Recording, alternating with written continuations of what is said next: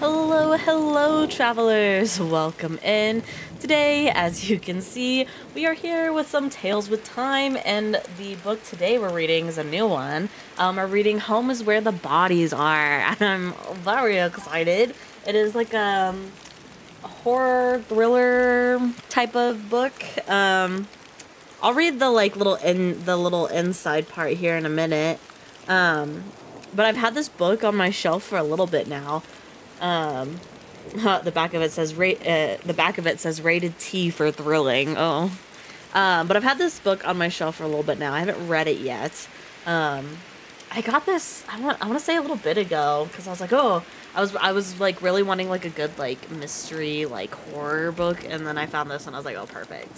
Um, so we're gonna read this one. I'm very excited. Hi Skelly, hi Dip. I see you guys in the chat.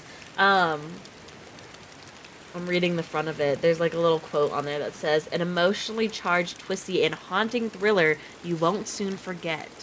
But yes, I will be posting like the um, little book synopsis in our bookshelf on Discord. So keep an eye out on that if you want to check it out.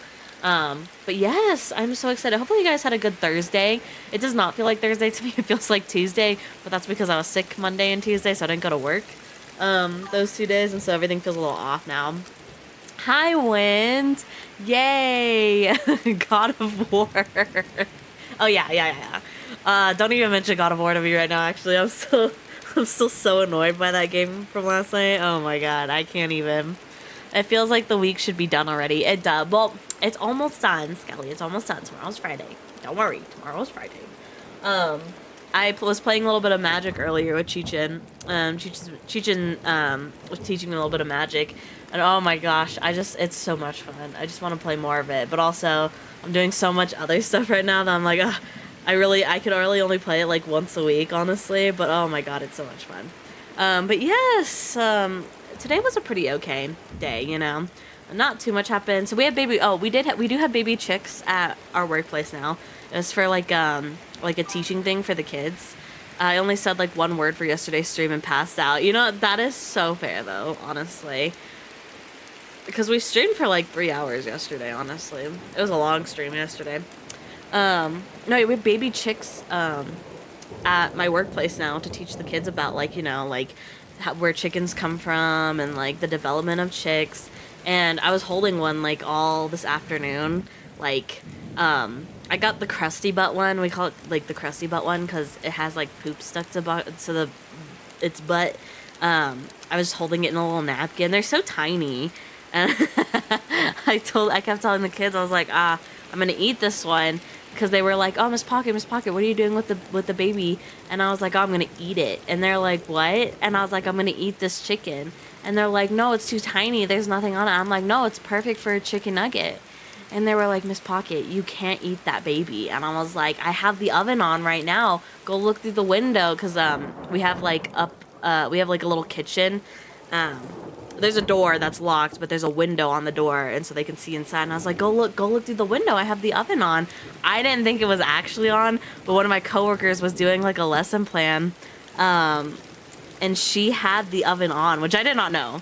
And so they all like ran over, and I was like, they're gonna find out. They're like, oh, I'm joking. And then they turn around and they just look so heartbroken, and they're like, the oven's on. Miss Pocket's gonna eat the chicken. And I was like, oh shit. I was like, oh. But then I was like, this is actually kind of really funny, so I just kept it up. And then I gave the chick back to my coworker who's taking care of the chickens. And they saw that I didn't have the chicken anymore, and they're like, did you put it in the oven? And I was like, it's already in my belly. And they were like, Miss Pocket. But it was fun. It was fun. I had a fun time teasing the kids today. But hey, at least you beat God of War. No, you are the God of War. Yes, I am the God of War now. After all that bullshit last night, I better be the fucking God of War, okay? But yes, I'm very excited for this book. Let me read the little excerpt real quick, just so we all know what we're getting into. Oh god, it's so long. I kind of miss when like excerpts for books were like kind of just like short like paragraphs, you know.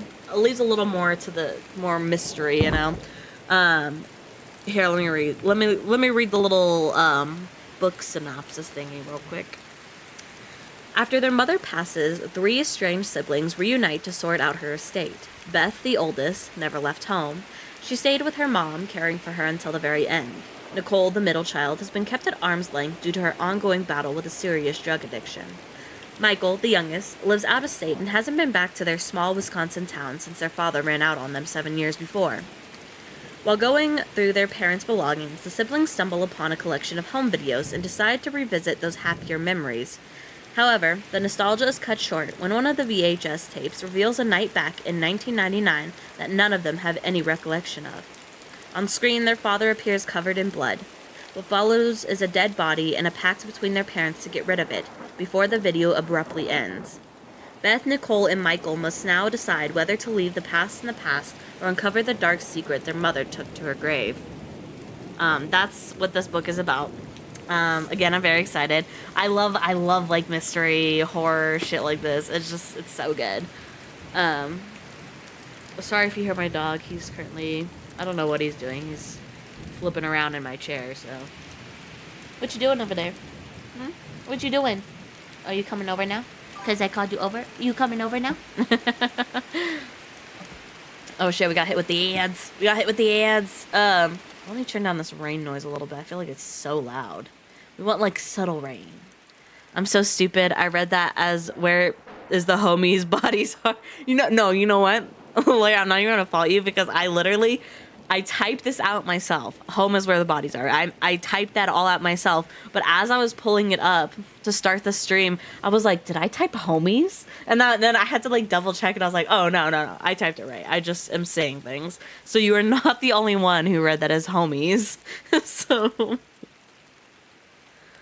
but yeah, we're going to go ahead and get into this. I've been yapping for like 12 minutes. So, of course, as you all know, or some of you might not know, I'm going to go over the expectations. I always do this at the beginning for those that are new or who are just joining in. Just so like we're all on the same page, you know. Also, I'm a little congested today, so if I sound really icky or if I cough a lot, that's why. But yeah, number 1, no spoilers. If you have read this book, that's wonderful, that's great. Just don't spoil it for anyone else because probably a lot of you have not read this book. Homies, where the bodies are. Yeah, exactly. But yeah, just be respectful, and don't spoil it for anyone else, because with mystery books like this, okay, I'm one to talk because I like reading the endings. No, I did not read the ending of this book before y'all start yelling at me. I do like reading the endings and stuff because I don't like surprises, but a lot of people, when they read mysteries, want to go along with the story and see how everything plays out. So, in this book, home is where the body is. Yes. Get spoiled, yeah. Number 2, respect. Please show respect towards everyone else in chat and towards me. Don't go spamming things like dick or bitch or something like that. And you may have different opinions on what is... Yeah, thank you, Skelly. Thank you for that. You may have... differing opinions on what's happening in the book, or you may like one character and someone else might like a different character and hate your character. That is okay. You may have different opinions. That is wonderful, actually. Just do not start a fight over them, all right? Which, thankfully, knock on wood, that has never happened in this chat, which, thank you, travelers. You guys are the best. But I always just want to say that just in case, you know. Pockets book opinions suck. Thank you. Gotta be the guy who's the example of what not to do. Yes. As you can see, my lovely moderator Skelly and lawyer Cheese. I feel like your name changed. Did your name? I feel like that looks different. Anyway, thank you guys for giving the examples.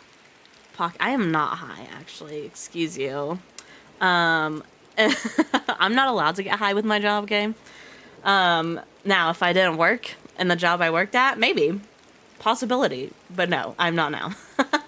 Number 3, as always, please check out the book yourself. I am not a professional reader. If you would like to hear a professional reading of this book, I'm pretty sure there's an audiobook out of it. It has been out for, I'm going to say almost a year now. So if you would like to hear a professional reading of it or a more dramatic reading of it, go check it out. It's very, very good. The author is Geneva Rose. Something like that. So it's, yeah, it's in the beginning. Hold on. It's like, yeah, there it is. This one. Right here. Geneva Rose.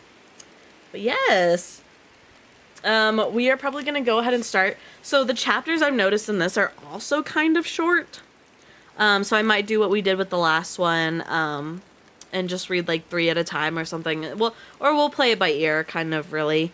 Oh, hold on, my allergies are being so bad right now. My eyes are itchy.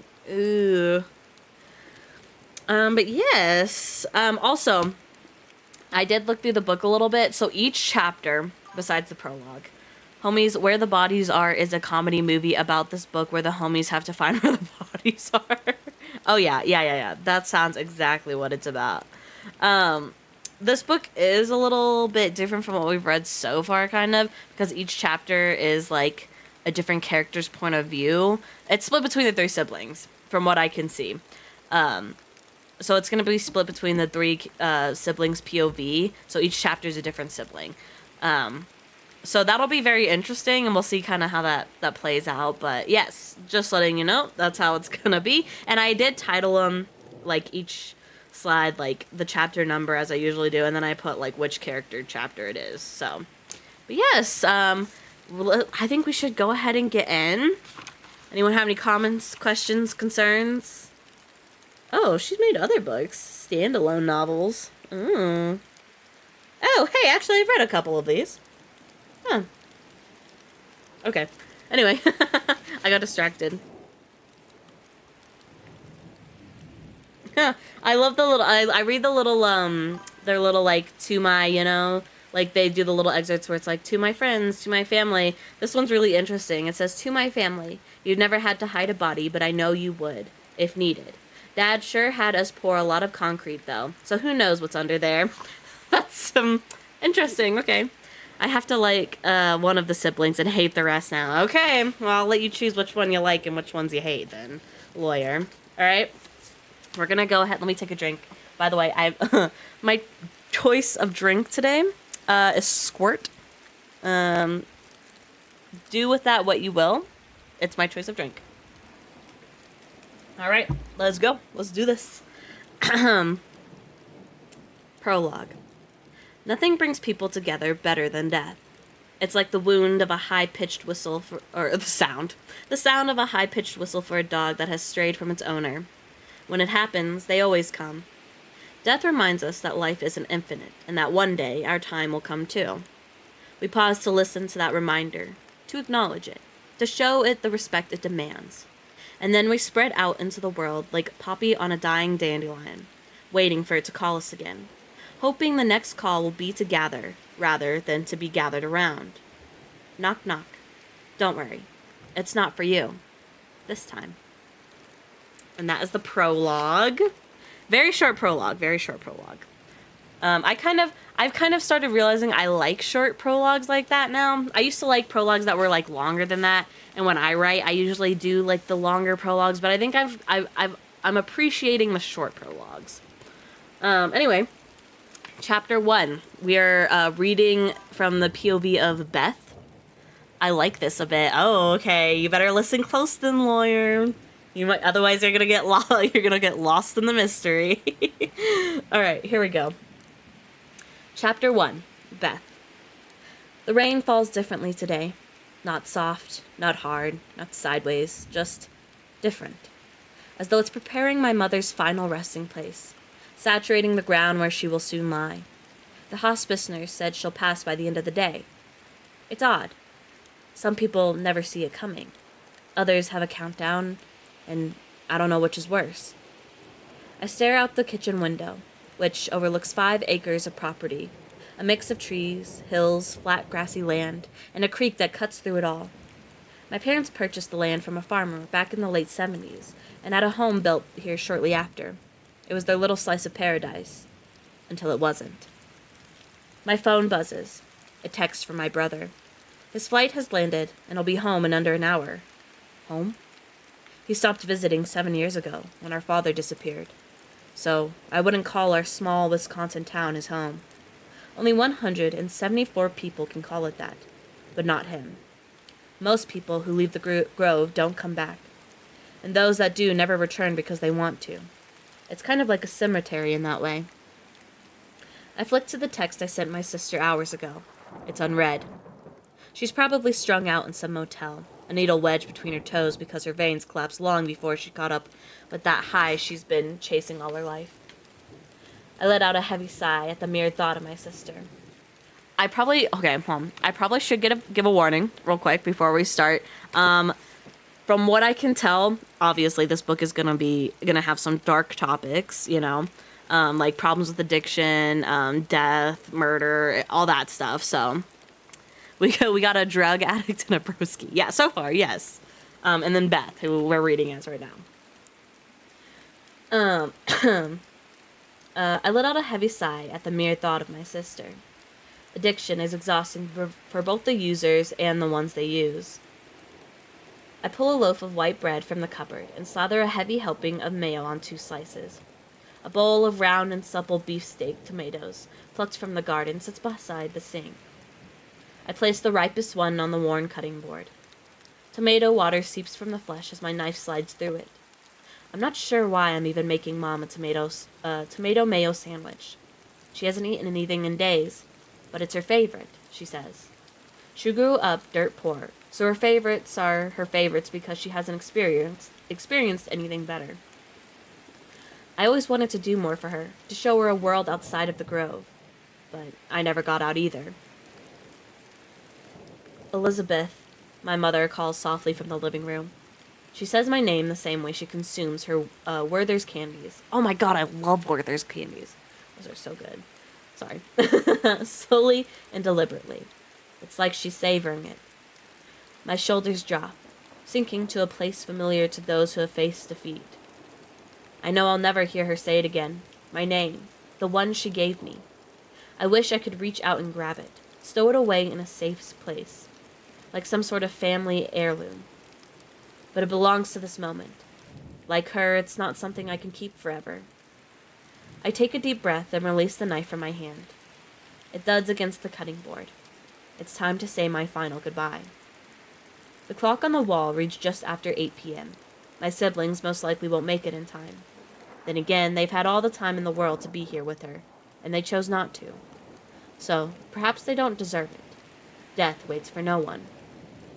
Coming, Mom. I forced the corners of my lip up a few clicks before leaving the kitchen.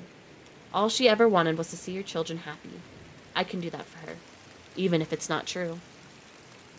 The living room was converted into her bedroom 3 months ago. She wanted it that way. Wanted to be able to look out the big bay window and watch the sunset.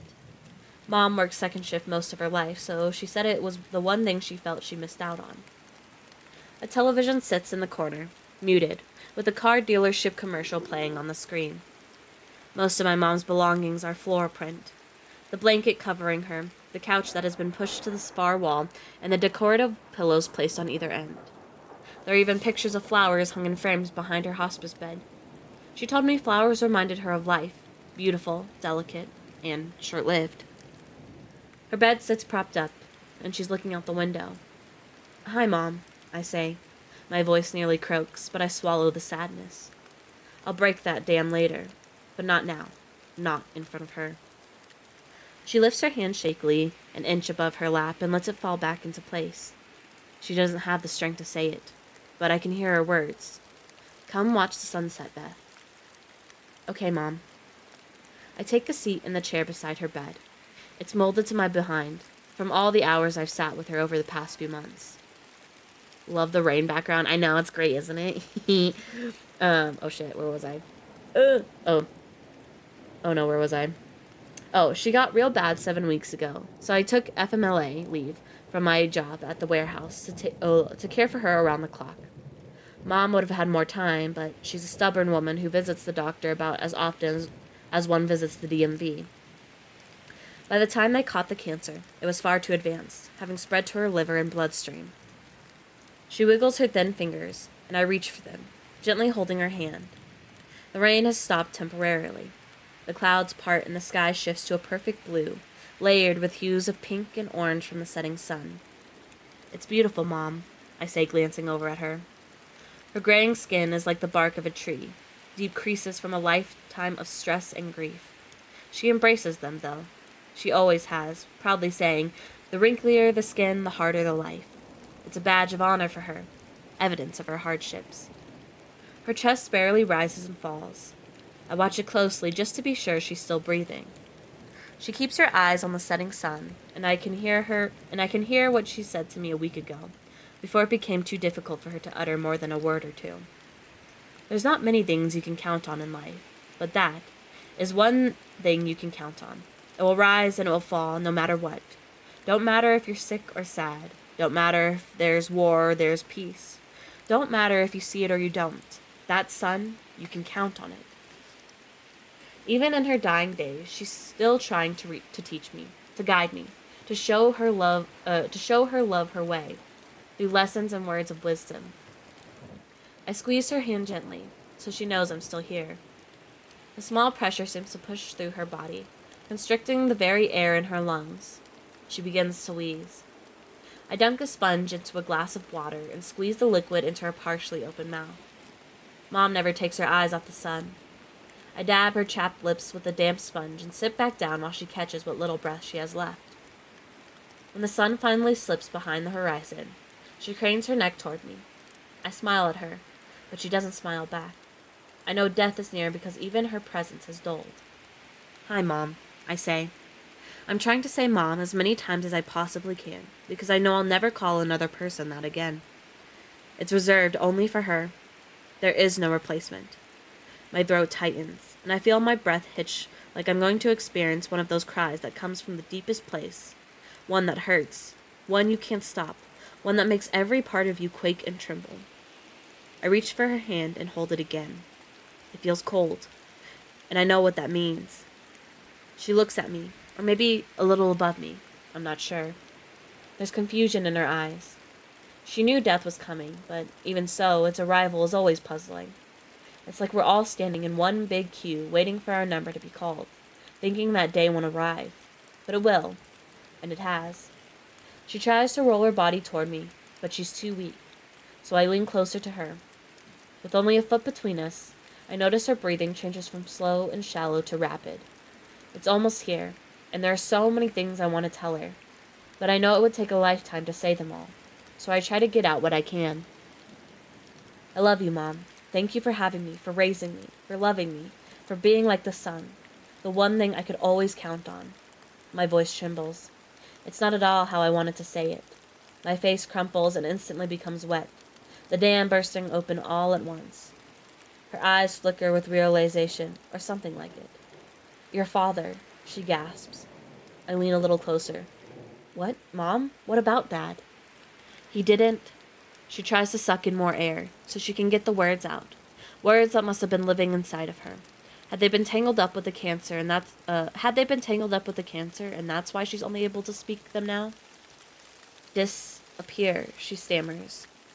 I blink rapidly, like I'm trying to wake myself from a bad dream. Mom, what are you trying to say? If he didn't disappear, where is he? My voice rattles. I don't understand any of it.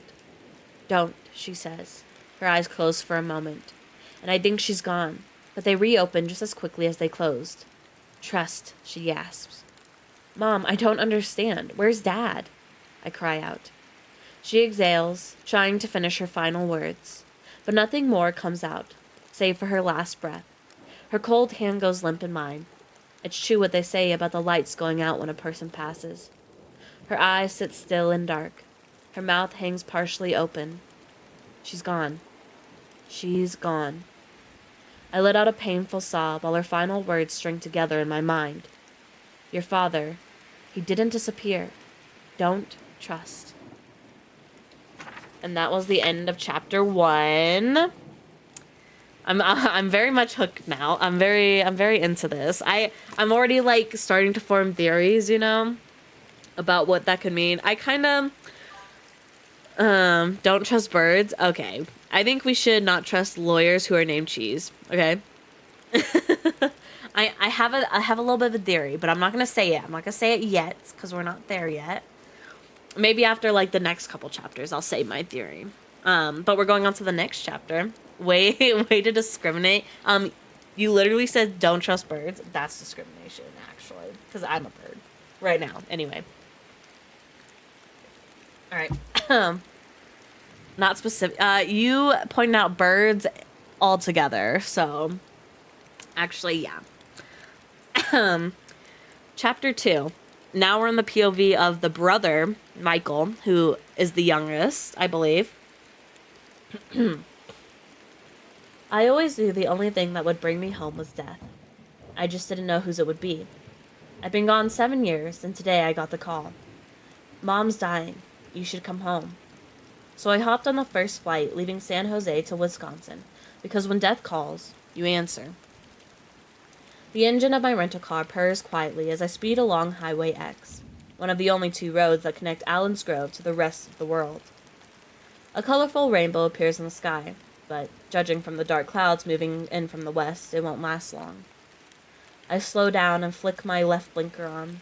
There are no cars on the road to signal to, but I do it anyway, out of habit. The Grove still looks the same as I figured it would. Small towns don't evolve. They don't grow. They don't change. They are what they've always been. I drive past the park, which sits in the center of the unincorporated community. Large walnut and box elder trees are scattered throughout it. They're the only things that grow here. The same slide, swing set, and picnic table are there, just rusted and more worn now. Maybe it was don't trust the police, don't trust homies. What? Anyway. Ranch-style houses with decent-sized yards surround the park, and I'm sure the same bloodlines still live in each one. I make a right on Hustis Street.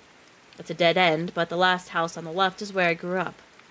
I've thought about how our street goes nowhere, almost like foreshadowing for the people who stuck around. I didn't want to come back, but I can't trust my sister to handle the estate properly. They have a plethora of their own unresolved problems. Nikki, an addiction to drugs. Beth, an addiction to mediocrity. How could I expect them to take care of this? Okay, you sound a little full of yourself, brother, but alright. I feel no ill will toward my sisters, but I know they resent me. I outgrew them. I got out. I discovered a world outside of this terrarium, and they hate me for it. But I also don't blame them for their envy. When you shine brighter than the sun, it's hard for others to look at you, so you have 2 choices. Look and be blinded with resentment, or look away. It's obvious they chose the latter. They've had little to no contact with me for the past 7 years. I guess if I were in their shoes, I'd act the same way. I'm a reminder of what life could have been like if things had happened differently for them. No one wants that kind of reminder. Don't trust your brother to handle the estate. Yeah, for real. I take the long concrete driveway slow. It curves at the top, cutting through a sprawling yard that used to serve as a cow pasture in another lifetime. The house sits at the end of the driveway, on top of the tallest hill in Allen's Grove. I used to think that our location was special, but it's not. It's like saying I'm the most successful of anyone that's ever lived in this town. A giant to ants. I park the car in front of the 3-car garage. The siding on the large ranch-style home is light blue, but it's not as bright and clean as it used to be when my father cared for it. Every spring, he'd pressure wash the driveway, porch, back deck, and siding. This home was his source of pride, but eventually pride destroyed him like it does most men. I grab a duffel bag from the back seat and get out of the vehicle. I don't plan to stay very long, just long enough. A sweet, pungent scent hangs in the air, most likely from the rainfall and the impending storm. The wind whistles as it picks up speed. Birds chirp and sing from trees scattered around the land. At the front door, I notice the red paint is chipped and faded. Another thing that hasn't been taken care of, and a reminder of why I'm here. I consider knocking, and maybe I should. I don't think of this place as home, but it also doesn't seem right to announce my presence, as though I'm a guest. My hand grasped the cold door handle, and I let out a deep breath, readying myself to enter a world I never wanted to return to. Oh, and that was the end of chapter 2. Short POV of Michael. He's a little full of himself, I feel like. Just a little bit. Like, well, let me... I choked. Let me read back. Where was it? When you shine brighter than the sun, it's hard for others to look at you. So you have to. Well, he refers to himself as the sun. Okay. If that is anything to go by. All right. Let's see. He is a crypto bro. But I mean, he's from San Jose, so very high possibility. Hold on. All right. Chapter 3. We're back with Beth. Hold on, let me snooze these ads coming up real quick. Snooze. You snooze, you lose. Okay. Chapter 3. Beth. I haven't moved from my chair. It's been 20 minutes since Mom passed. Maybe only 2. Time stops when death makes a visit. I'm in shock, not only from losing her, but also from hearing those final words. What did they mean? What was she trying to tell me, and why did she wait until the very end to say it? Why? My eyes flick between her and the swirl of colors on the television screen in the corner of the room. It's a rerun of Wheel of Fortune. The sound still muted. 3 letters are displayed, and the phrase consists of 2 words. The category is thing. Mom would have solved it already. She loved puzzles. Your father. He didn't disappear. Don't trust. Don't trust who? Or what? Or did she just mean don't trust? In general, like anyone? My eyes go back to her. She's staring at me, or at least it seems that way. Her jaws relax. Ooh, sorry. Ooh, I burped. Excuse me. Her jaws relaxed, mouth open, as though she's I don't mean to laugh because I know this is like such a serious one. It's the fact that I've like burped in the middle of reading. Okay, I know I'm immature. All right, I already know it. Don't say nothing. I'm gonna continue. Her jaw is relaxed, mouth open, as though she's about to say something, but I know she won't because she's gone, and I'm left with a body and a puzzle. He didn't disappear, but he did 7 years ago, leaving behind a handwritten note addressed to my mother. Okay, listen now. Listen, I'm gonna pause real quick. If your mom who's dying suddenly turns and tells you your dad did not disappear, don't trust, and then you know that she got a letter from your dad, that's a little suspicious on the mom, and I ain't gonna lie. That's a little suspicious on the mom, okay? Just a little bit. But he did, 7 years ago, leaving behind a handwritten note addressed to my mother. They had been married 37 years, and when he left, all he offered were 5 parting words. Laura, I'm sorry. Love, Brian. His truck was caught on a gas station surveillance camera, 7 miles south of our home, and once more at a tollway crossing the Illinois border, and then he was never seen again. He vanished into thin air, like a puddle of water evaporating on a hot day. None of us saw it coming. Well, except Mom. She said they'd been having problems, and that Dad had been struggling on and off with depression for many years.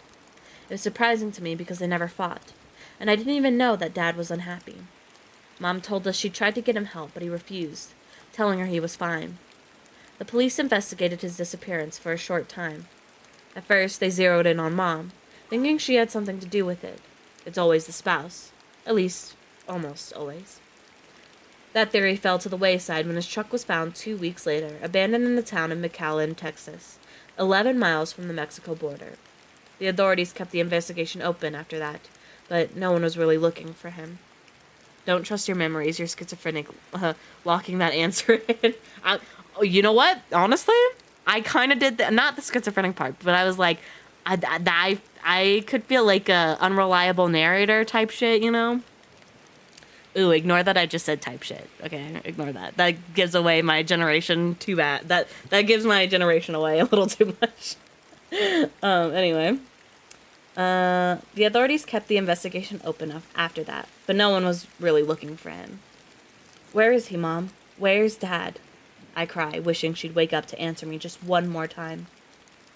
The front door creaks open, sucking the stale air out of the house. I quickly cover Mom with a blanket, wipe my eyes, and get to my feet. Hello? Michael calls out. Say type beat to be hip. Oh, yeah, What, type beat? Okay. I haven't heard his voice in years. 7 to be exact, but it sounds the same. Deep, with an air of confidence. I turned to find him standing in the living room entryway, dressed in khakis and a gray tee.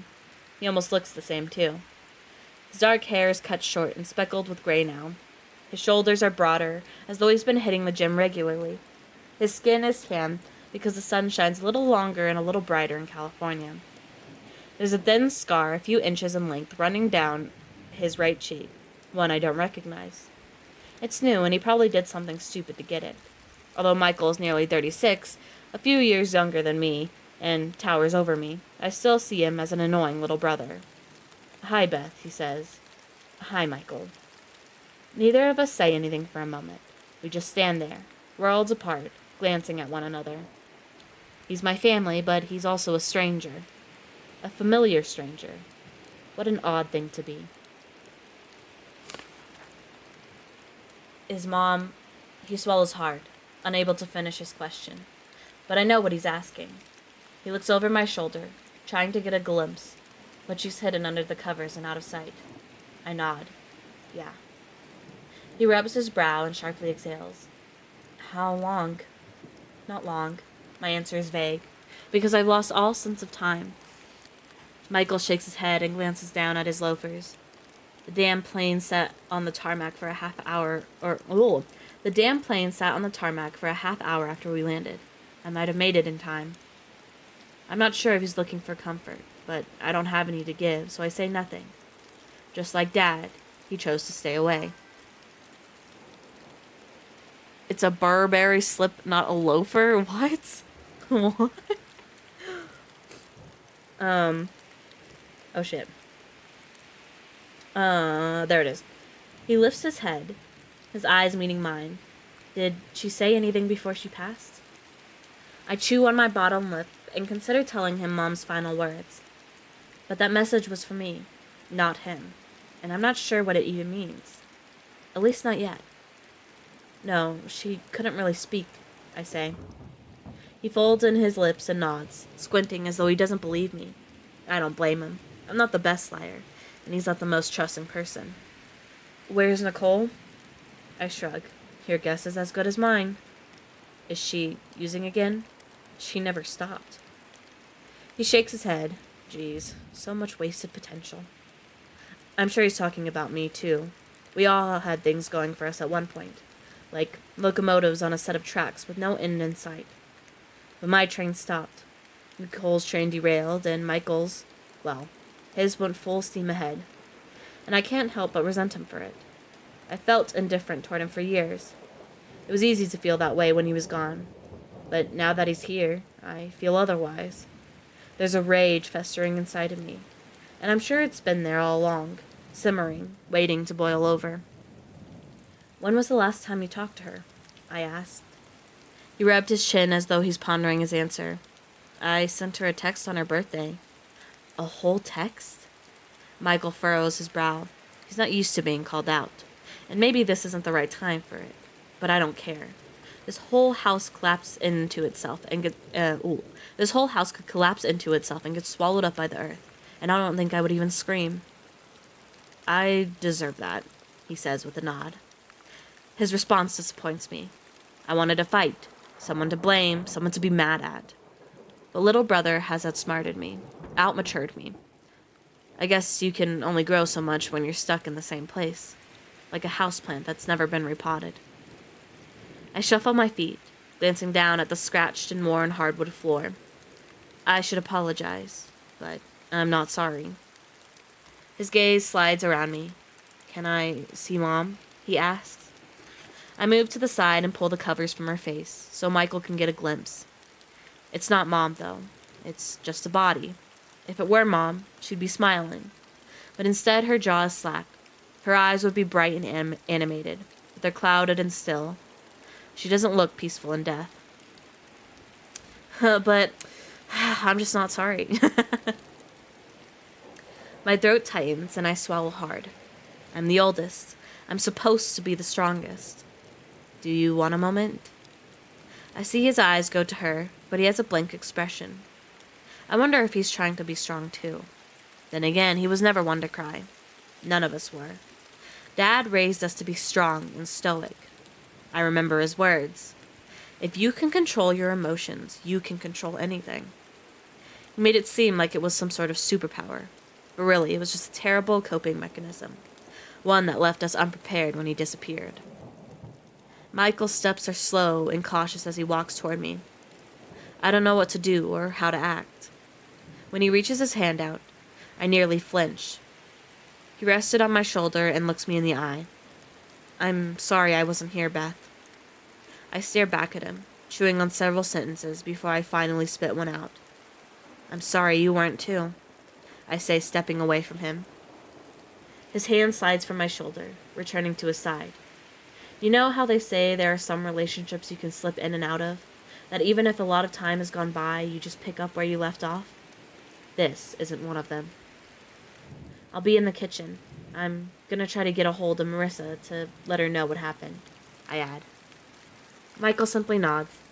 He doesn't ask about my daughter, his only niece. Instead, he turns from me and takes a seat beside the bed. Leaning forward, he props his elbows on the mattress. Mom's small hand disappears in his as he lowers his head and buries his face into what's left of her. There are murmured whispers, but I can't make out what he's saying. It's like he's a child again, asking for forgiveness after he'd done something wrong. But Mom's gone, and she can't forgive him. She can't forgive any of us anymore. And that was the end of chapter 3. And we're going into chapter 4, which is still in Beth's POV. I feel like we're going to get a lot of Beth POV, so it makes me wonder if maybe she's, like, the one we're, like, mainly focusing on, you know? Because, like, there's all 3 siblings, and we get all 3 of their POVs throughout the book, but I feel like, so far anyway, it's mostly been Beth. I get that Michael's a bitch, but I just don't like whoever this girl is. But, like, yeah, because he seems very, like, self-confident. But he also does seem very mature, which Beth seems like she's lacking, because as she said, if you don't, like, go out and change yourself, you're going to stay the same, right? Or something like that, anyway. Let me take a sip of my drink. Oh, I just hit my mic. My bad. Alright. Chapter 4. Beth. I sip at a 4-finger pour of Seagram 7 whiskey. The apricot sweetness dissipates as soon as it touches my taste buds, and it is quickly overpowered by a flavor best described as weak rubbing alcohol. Another thing my mother enjoyed on the rarest of occasions. This swill was a treat for her. It's cheap and it doesn't taste good. But sometimes it's the bad things in life that make us feel the most alive. I lean against the kitchen counter, waiting for a call back from my daughter. A fly buzzes around the sliced tomato I left out. The sandwich I never finished making. I consider killing it, but there's been enough death in this house for one day, so I let it frolic in the tomato water. At least someone is enjoying it. I don't know what to do with myself right now, other than drink bad whiskey. Each gulp pushes the grief down a little further. I should be planning the funeral, but I don't even know what Mom wanted. Every time I brought it up, she'd say, "Let's talk about that later." Well, now there's no time to discuss it at all. My phone rings. It's my daughter, Marissa. "Hello," I say. There's static. We have a bad connection. Then again, we've had that for a long time. "Hi, Mom. My sergeant told me you called. What's up?" she asks. It's noisy on her end. Heavy machinery, engines roaring, lots of chatter. "You coming, Thomas?" a man yells. Marissa sounds farther away as she says, "Yeah, I'll be right there." Sorry. I'm getting all stuffy. Hold on, give me 1 minute, actually, because I'm gonna, like, go and unstuff myself. 1 moment, home.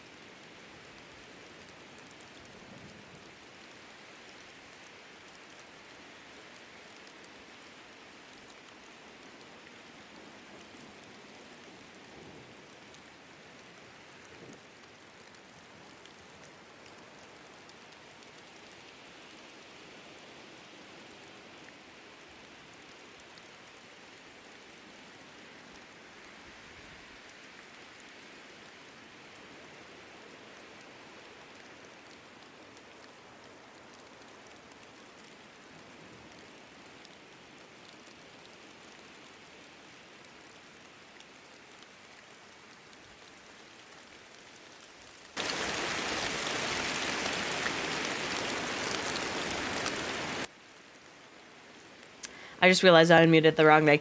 I am back, and hopefully sounding a little bit better. My nose has been, like, running like crazy, and I'm, like, trying not to sniffle into the mic, because, one, that's just disgusting, and two, no. Immersion ruined. Oh, so sorry. So sorry I didn't want to sound like a snotty little person, okay? Where was I? Oh. I can tell when the phone is pressed to her ear again, because her voice is louder. Mom, you still there? Oh, thank you, Cheechin. Yeah. You sound great, except Sundays. Oh, okay. Yeah, I'm here. How have you been? I'm not ready to tell her about her grandma. I'm not even sure how much it'll affect her. They were close, up until 7 years ago when my dad disappeared. That changed my mom. It made her detached and guarded all at the same time. It had the same effect on me. Someone choosing to leave your life is a hard thing to live with, and I didn't live with it well. I pushed Marissa away without even realizing. My mom did too, and I don't think we noticed until the whole world was between us. Marissa's been stationed on a Navy base in South Korea for over a year, and before that she was in training, so she hasn't seen her grandma in over 2 years. She could have been stationed in the Great Lakes, close to home, but of course she chose a place as far away as she possibly could. If they would have offered to station her on the moon, I'm sure she would have said yes. Busy. Real busy. Sorry I haven't rang in a while. Is that why you called? She asked. I sipped the Seagram's again, holding it in my mouth for a moment before swallowing. I don't know why I do that. Maybe I'm punishing myself. No, I called because... My eyes go back to the fly. It's flipped on its back in the tomato water. Dead. Too much of a good thing. Your grandma passed today. There's a lump in my throat. It's a sob. I chugged the rest of the whiskey, forcing it down again. What? Mom, I'm so sorry, she says, because it's my loss, not hers. Are you okay? Do you want me to come home? I can see if they'll give me leave. It takes me a moment to settle on the right word. Okay? No. Good? Too flippant. Fine. That works. I'm fine. I'm not okay, but I'm fine. It's the safety blanket of emotions. Fine, and if you can come, I'd like that. There's silence, and I worry the phone is cut out. I pull it from my ear and look at the display screen. The call time's still ticking away. Okay, Mom. I'll see what I can do. There's a beat of silence. Does Dad know? She adds. I know then she won't come.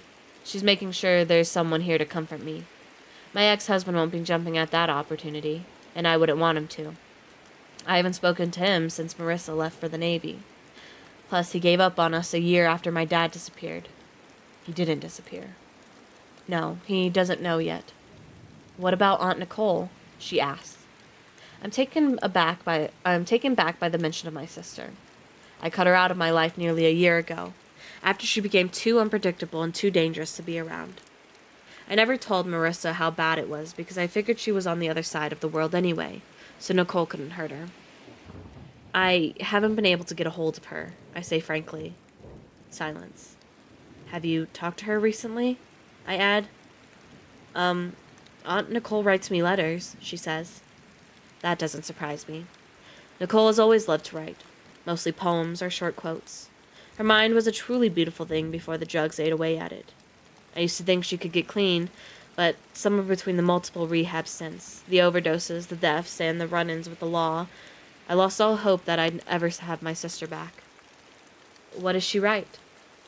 She tells me about her life and asks me about the Navy. About the Navy in South Korea.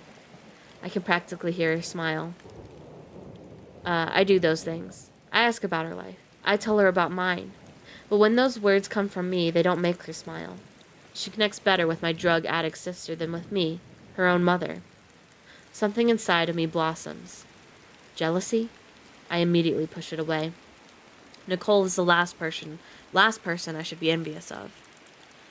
Hey, Mom, I'm really sorry about Grandma, but I gotta get going. I'll call back as soon as I can. Okay, honey. Before I can finish my sentence, the line is dead and she's gone. I let out a sigh and scroll through my texts. The one to my sister has been read, but there is no reply. I type out a long message full of anger and grief. I tell her how I am and how mad I am for her not being here. I curse her for not visiting Mom before she passed. Yeah, so her daughter is in the Navy, yes. And she's stationed in South Korea. And also does not get along with her. So I accuse her of being selfish and weak. And then I delete the whole message and stow my phone back in my pocket. Some things are just better left unsaid. There's movement in my peripheral, and I look up to find Michael standing in the doorframe. His face is flushed, and there's a sheen in his eyes like he's been crying. I hold the Seagram's bottle and gesture toward him. Want some? He crumples his face in disgust, but shrugs. Yeah, why not? A 4-finger pour each. Michael takes the glass from me and holds it near his lips, staring at the dull gold liquid that resembles piss. Oh, that's eloquent. He tosses his head back and chugs half of it. His whole body shivers and his face twists like he just sucked on a lemon. I don't know why I just said sucked like that. That was very... okay. He's used to the finer things in life. I wonder what that's like. But I'd rather not know. It's better to be unaware of what you're missing out on, those things you'll never have access to, and how the 1% lives, especially when you know it'd only be temporary. That's horrible, he says, coughing. I take a long sip, peering over my glass at him while he tries to regain his composure. Yeah, it is. Michael pulls out a chair and takes a seat, spinning the glass slowly in circles on the worn kitchen table. The wood is covered in gouges and scratches. I remember all of us sitting around this table, Mom and Dad on either end. Michael is too good for piss vodka. Might have to default to the drug addict as my favorite. Oh boy. We never sat in the same spots. Oh no. Okay, so listen. So my family table that we have, I have to sit in the same spot. Otherwise, I'm like, I become a real big bitch. I really do. I'm like, I'll like see my like dad sitting there, and I'll be like, that's my spot. And he'll be like, well, I was here first. And I was like, actually, no, that's my spot, and you have to move. Because I literally just can't stand not sitting in the same spot. I don't know. It's weird, okay? I know it's weird, all right? Listen. We never sat in the same spots, moving around based on who we were mad at and who we liked most that day. If I had to pick now, based on how I was feeling, I wouldn't even take a seat. But I'm not a teenager. Adults have to come to the table. So I sit on one of the short sides, directly across from Michael, and the spots our parents used to occupy. It's not weird. You're, special. Thank you. Thanks. That's what my parents call me all the time. No, just kidding. Were you able to get a hold of Marissa? He asks. I nod and take another sip. Is she coming home? Probably not. A long exhale escapes through my nose. She's stationed in South Korea. Michael's eyes grow a little wide. Wow, I didn't know that. Army? Navy, I correct. Impressive, he says. I don't care about what impresses him. His watch clinks against the table, half red, half blue, a luminescent silver band and the words Rolex in the center of the face. I know it costs more than my car, but, he wears it like it came out of a quarter machine. What happened? I ask, gesturing to the scar on his cheek. He runs the tip of his finger over it. It's a couple inches in length, running vertically along his cheek. Car accident. Why didn't you tell me? He cocks his head. Would it have changed anything? My eyes narrowed, but I quickly relaxed them. Michael's right. It wouldn't have changed anything. I may have sent a text asking if he was okay. I may have even called. But that's it. I glanced down at my chewed fingernails. I've bitten them since I was a child, and no matter how many times I've tried to stop, they always find their way back to my mouth. Bad habits don't die.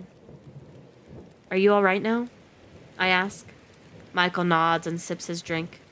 He's clearly getting used to the taste because he doesn't react to it this time. I've learned you can get used to anything. I'm glad one of us is all right.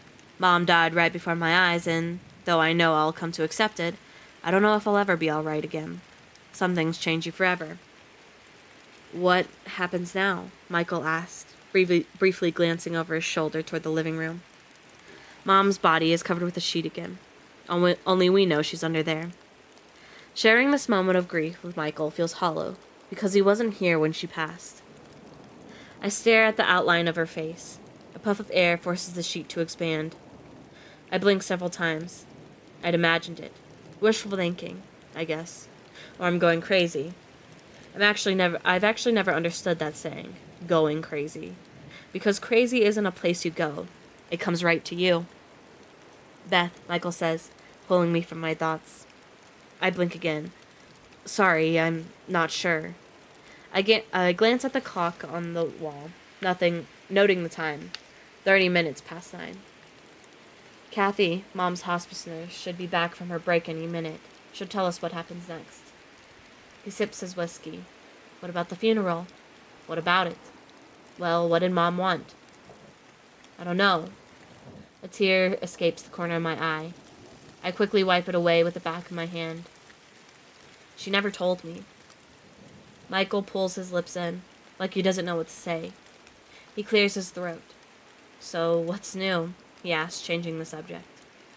It's been 7 years since we last spoke, and I wish I could say. Everything. It all should be new, but it's not, because I've been stuck in place. I work at the same factory, live in the same house, drive the same car. I'm divorced. I finally land on. I'm not sad as I say it. I don't know if I ever loved my ex-husband. We met when I first started at the factory. I worked the line and he was a machinery operator. I was just a 19-year-old with a dull future. When he asked me out, it gave me something to look forward to, other than a paycheck or a day off. And then I got pregnant and knew that marriage was the right thing to do. Not for me, but for him and for our daughter. So, watching any Blue's Clues lately? Michael gives me a solemn look and mutters, Sorry, how long ago? 5 years, I shrug. But it was over long before that. What happened? Life happened. I'm not trying to be cryptic, but I know it's coming off that way. I take a deep breath and look him in the eye. After Dad disappeared, I became obsessed, as Tom would put it. It took a toll on my marriage, on my life, on my relationship with my daughter. I was so fixated on trying to find him that I lost everything else in the process. Michael leans forward in his chair, propping his elbows on the table. If Mom were here, she'd scold him for that. I'm sorry I wasn't here for you. I didn't know you were going through all that. Weren't you? He sinks back into his chair. Wasn't I what? Going through that too. Didn't you want to find Dad? There are so many questions I want to ask him. But I know if I push too hard, he'll shut down. That's how he was as a kid, and most people don't change. He overthinks, overanalyzes, and then keeps it all to himself, amassing clever little secrets. It's probably why he's done so well with his life. Mom didn't want... The front door creaks open, cutting him short. Kathy pops her head in. She's tall and thin with black curly hair tied back into a low ponytail. Hi, Beth, she says, closing the door behind her. How's Laura doing? My eyes instantly well up. If I keep saying she's gone, it makes it more real. I shake my head and lower it slightly. Kathy nods and delivers a sympathetic look. I wonder how she can do a job like this, meeting people in their final days just to watch them die. It has to take a toll on her. I think that as humans, we can only carry so much death with us. I'm Michael, Beth's brother, he says, getting up from his chair and extending his hand. Kathy, I'm very sorry for your loss. She shakes his hand lightly. That's how greetings are during times of despair. Fragile. Kathy stands there awkwardly for a moment. She has worked as a hospice nurse for decades, but experience doesn't make this any easier. I'm sorry I wasn't here, she finally says to me. I'm glad she wasn't here, but I don't say that. Don't be. Have you both had your time with her? Kathy glances at each of us. We nod. Are you okay with me calling the funeral home for arrangements? I know what that means. They'll come and take her. Well, not her. The body. The next time I see her, she'll have been injected with a couple gallons of formaldehyde to slow down the decay. She'll be wearing makeup for the first time since her wedding day. Her hair will be done up in a way she's never worn it before. She'll be dressed in her Sunday best, and she'd hate all of it. When I don't answer, Michael steps in. Yes, Kathy, you can make the arrangements. She looks to me for confirmation, so I nod, and she backs out of the kitchen. Michael takes a seat kitty corner to me, kitty corner. I've never heard that before. To me and reaches for my hand, giving it a squeeze. I want to flick it away, but I need it more than I don't want it. I gulp the Seagrams. It's lost its flavor. It's gonna be okay, he says. I'm not sure I believe him. My phone ringing startles me. Unknown is displayed across the top of the screen. I know it's bad. I choked. I know it's bad news. Mom always said bad things came in threes. This is number 2. I'm sure of it. Hello? I answer. Hi, is this Elizabeth Thomas? The voice on the other end of the line is deep and authoritative. It is. I'm Officer Ross of the Beloit Police Department. Your sister Nicole was attacked about an hour ago, and she's currently being treated at Memorial Hospital. Is she okay? Michael's eyes go wide and he leans toward me. She's demanding to leave, but we need someone to release her given her injuries. Are you able to come and get her? The officer asked. Yes, of course. I'm on my way. I can be there in 20 minutes. Thank you, Miss Thomas. I'll see you shortly. The phone clicks off. What is it? Michael asks. I'm a little wobbly when I stand, and I immediately regret the alcohol I consumed. Typically, that's reserved for the morning after, but sometimes there's no gap between an action and a regret. It's Nicole. She's in the hospital. Can you take me there? Michael doesn't hesitate. Okay, I kind of do like Michael. He's a little full of himself, but, like, he really do be stepping up, though. Like, he's the youngest, and he be stepping up real hard right now. So, but that could change. I could end up hating him by the end of the book or something, but currently, I think he's probably kind of one of my favorites right now, even if he's a little full of himself. Okay. Michael doesn't hesitate, immediately getting to his feet. I toss him the keys to my 2010 Toyota Camry. He catches them and looks at the tarnished keys like they're some sort of foreign object. He doesn't say anything, but I know what he's thinking. Money changes people the way death does. If you don't know how to manage every aspect of it, it'll bring out the worst in you. And that was the end of chapter 4. Now we're into chapter 5, and look at that. We've got the sister, the drug addict sister. Oh, let me take a cigarette drink. Ooh, I feel like she might have... I just now read the first line, or like the very first like little sentence. I try to like pay attention in stories like these to like the little tiny details, because usually that gives away a lot more. And with books like these, what I do is like I'll usually I read the ending first, but I'll like go back and reread them a couple times and be like, oh, what did I miss this time? I usually write notes in my books, like not on the pages, but like I have like sticky notes and stuff. But let's see. Chapter 5, Nicole. It's funny how memory works. Our brain decides what's most important and retains it. The rest, it just lets go. Song lyrics we remember for years, decades even. Are they important? Most likely not. But they're tied to salient moments? I know all the words to Californication by the Red Hot Chili Peppers because I kissed the first boy I ever loved while listening to it back in 1999. I can recite all the lyrics to Last Resort by Papa Roach because that song was blaring through the speakers in my parents' car as I drove alone right after getting my driver's license. It meant the world to me, freedom, or at least the first taste of it. And I remember the lyrics to Hurt by 9 Inch Nails because it was playing when I overdosed the first time. And I thought it would be the last thing I'd ever hear. I remember mouthing the words. My lips were the only thing I could move. They were coated in vomit, shifting back and forth and up and down.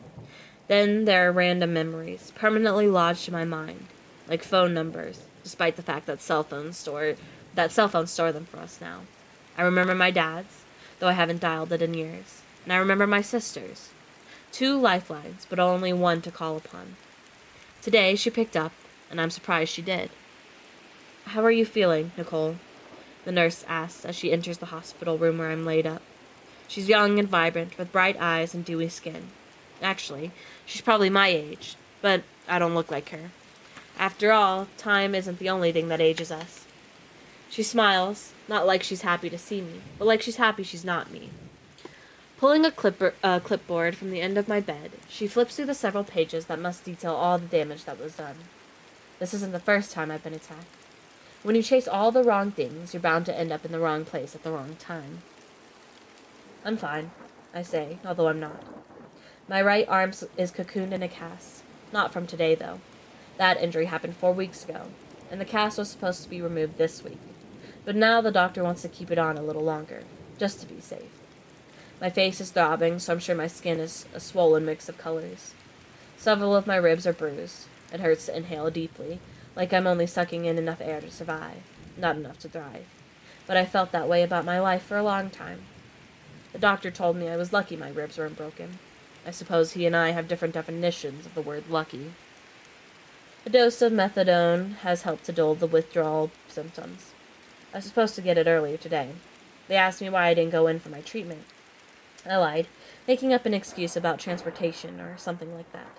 I was on my way to get my daily dose when I saw the text from my sister. I didn't read it fully, just the notification previews. Just enough to get the gist as to why she was reaching out to me. Mom is going to pass today, it said. I'm on day 29 of my sobriety, the longest I haven't used since my addiction started.